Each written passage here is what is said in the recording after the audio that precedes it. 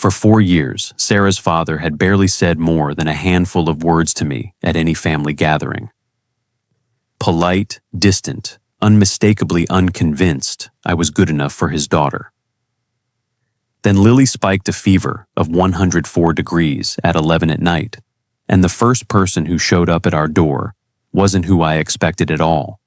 My name is Ryan Mitchell, and this is the story of the night I learned that sometimes the people who doubt us the loudest are just waiting for the right moment to show us otherwise. Sarah's father, Gerald, was a retired engineer, precise and reserved, the kind of man who measured trust in years, not gestures. From the moment Sarah introduced us, I could feel his skepticism. A divorced single dad with a complicated custody history wasn't exactly the son-in-law he'd pictured for his only daughter. He'd come to the wedding, stood politely through toasts, shaken my hand with a firm, brief grip. But 4 years in, our relationship remained cordial at best. Holiday dinners passed with careful small talk, never quite warming into anything resembling closeness. "He'll come around eventually," Sarah always told me. "He just takes a long time to trust people. It's not about you specifically." I appreciated the reassurance, but 4 years of careful distance had started to feel like a verdict rather than a slow process. That Tuesday night started ordinarily enough.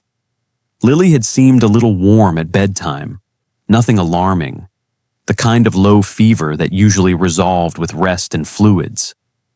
But around 11, her cries pulled both Sarah and me out of bed instantly, something clearly wrong in the sound of them. Her forehead was burning.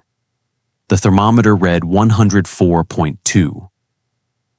"That's too high," Sarah said, panic edging into her voice as she scooped Lily up, who was flushed and unusually listless in her arms.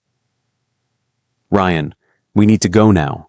I grabbed keys, shoes, anything within reach, my own training kicking in to keep my hands steady even as fear tightened in my chest. Jake, woken by the commotion, appeared in the hallway, immediately alert. "Is Lily okay? What's happening?" "High fever," I told him quickly. "We're taking her to urgent care.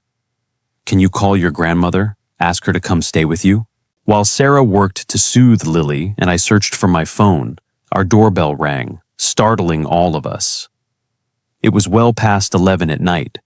No one we expected would be showing up unannounced. I opened the door to find Gerald standing there, still in pajama pants and a coat thrown on hastily over them, his car still running in the driveway behind him.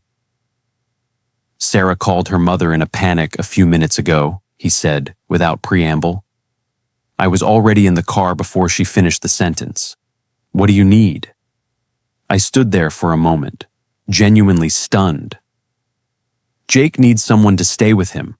We're taking Lily to urgent care right now." "I'll stay," Gerald said immediately. "Go. Don't waste time standing here talking to me." The next hour passed in the particular blur that only comes with a sick child. Waiting room chairs, a nurse's careful assessment, the relief of hearing, "likely a virus, nothing dangerous," even as the fever itself remained frightening in the moment.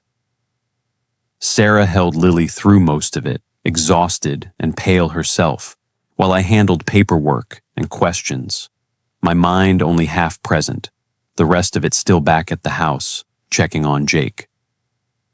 Around 1 a.m., with Lily finally settling after medication and fluids, Sarah's phone buzzed. A text from her father. "Jake's asleep on the couch. I'm staying until you're home. Don't rush. We're fine here." Sarah showed me the phone, her eyes filling with tears that had nothing to do with exhaustion this time. "I don't think I've ever seen my dad move that fast for anything." We arrived home a little after 2 a.m., Lily finally resting comfortably, fever beginning to break with the medication. We found Gerald sitting in the living room armchair, a book open but clearly unread on his lap. Jake asleep under a blanket on the couch nearby. "How is she?"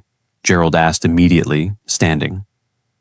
"She's going to be okay," Sarah said. "Probably just a virus," the doctor said. "Thank you so much for coming, Dad. I didn't even ask you to. I just called Mom to vent, and you were just here."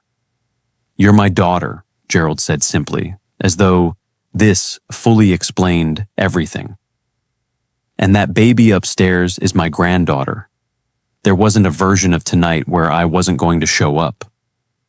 He glanced toward me then, something shifting slightly in his usually guarded expression.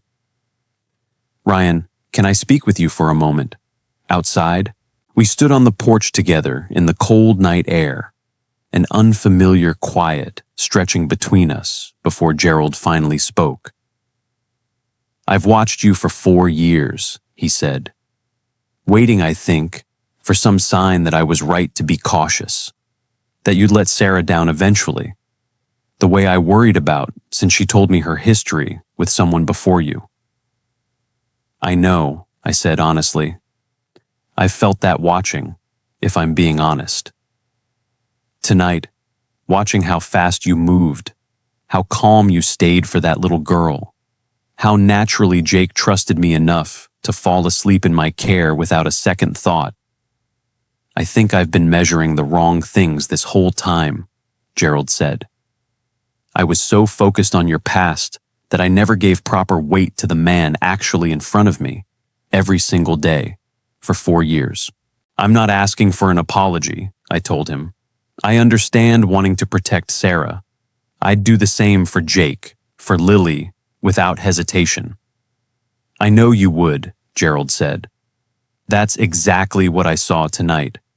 I'd like to start over, if you're willing. Properly, this time. Not just polite dinners and careful distance."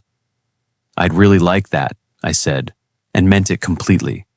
We stood there a while longer, the porch light casting a warm glow over what felt, for the first time, like genuine common ground instead of careful tolerance.